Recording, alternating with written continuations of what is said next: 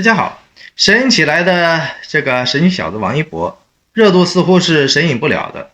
至少热烈的大导演大鹏绝对不想这个宝贝哥的王一博神隐起来的。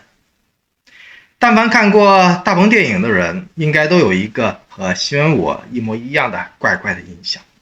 也就是说，这个大鹏导演的个人的表现欲望真的是特别的强，而且不是一般的强。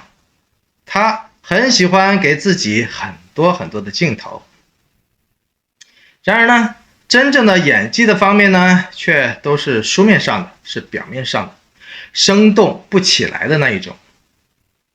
所以呢，热爱浅层表演耍宝的他，会不会把王一博往浅层里带呢？